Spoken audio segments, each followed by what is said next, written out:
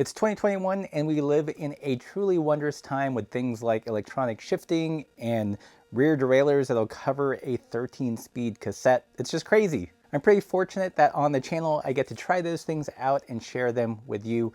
But looking at my personal bikes, I noticed something recently, that 2 of the 3 bikes that I ride the most actually use pretty old school tech, specifically friction shifters. In this video, we're going to talk about the Humble friction shifter, whether they still make sense in 2021, why I still use them, their benefits, and why everyone should at least try it or own a set. Welcome back, Pathless Peddlers, and if you're new to the channel, if you're into the non-competitive side of cycling, riding, party pace, you have found your people to hit that subscribe button. So I know it seems a little bit odd to be running these things on bikes in 2021. However, I think in some ways they are more relevant than ever. And if you haven't experienced the joy of friction shifting, you should absolutely give it a try. For those of you that may not know what friction shifting is, it's kind of like what it sounds like. You basically shift your gears using a very simple mechanism, pulling a cable and using the power of friction to maintain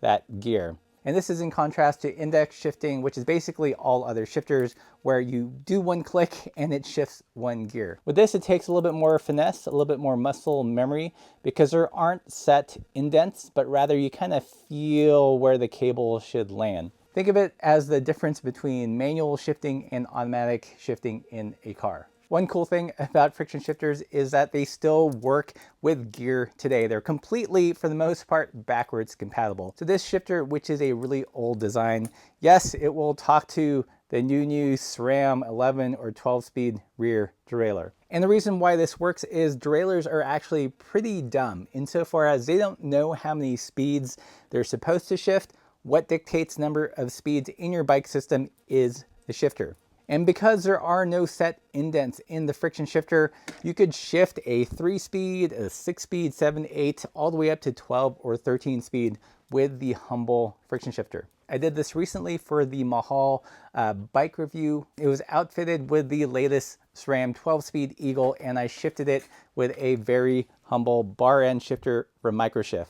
This one in particular was 11 speed, but I set it to friction and it shifted the 12 speed just fine. I used to think that 11 speed was probably the upper viable limit for a friction shifter just because it would be a little bit tricky to get in between those gears. But after running this with the Mahal, I can totally recommend 12 speed and a bar end shifter or a friction shifter of whatever stripe. Friction shifters don't just come in this knee piercing design. You can get them integrated, if you will, onto a brake lever. This particular shifter is by the brand Gevinal. They're based in Portland.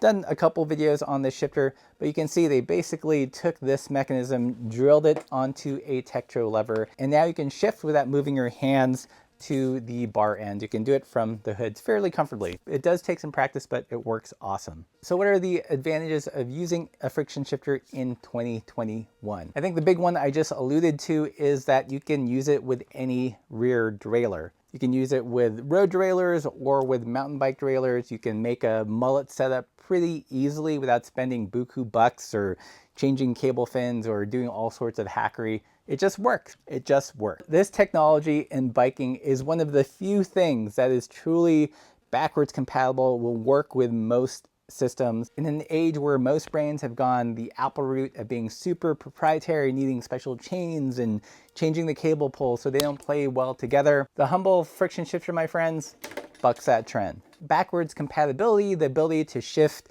derailleurs from 3 all the way to 12 to even 13 speeds. Big plus for the friction shifter. Another big pro is that they tend to be relatively inexpensive.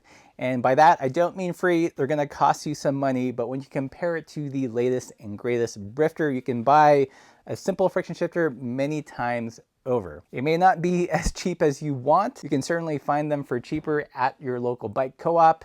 But I think it's definitely money well spent because it's a piece of gear that you can hold on to. You can use it for emergency builds. It's perfect for quick hacks and conversions. For that reason alone, I would keep a friction shifter or multiple sets of friction shifters in your personal cave to run those experiments. Another big plus of friction shifters that doesn't get mentioned a whole lot is because they work on kind of an infinite range, if you will, and they're infinitely tunable. They don't require a perfectly antiseptic environment where the cables are perfectly clean to hit that one click, one index point. With index shifting, especially with the more speeds that you add, it requires more and more fiddliness and fine tuning and a perfect environment to shift really well and crisply. With a friction shifting system, there can be a fair amount of slop, some friction in the cable, in the housing, even a slightly bent derailleur hanger, and you're still going to be able to get your bike in gear. Whereas with an index system, if you tweak that rear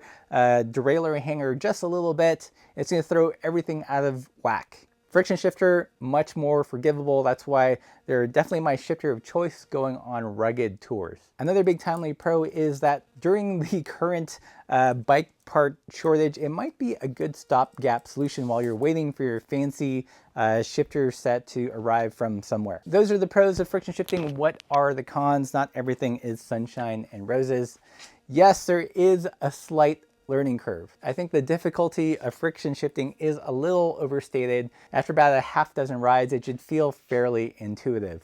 You get to know where to place your finger, how far to move the shifter over to get it into your desired gear. So while not easy as one button push, one shift, I think it's actually fairly intuitive, especially if you set up your bike one by. Another potential con is when friction shifting with kind of the beefier mountain bike derailleurs with a really strong clutch.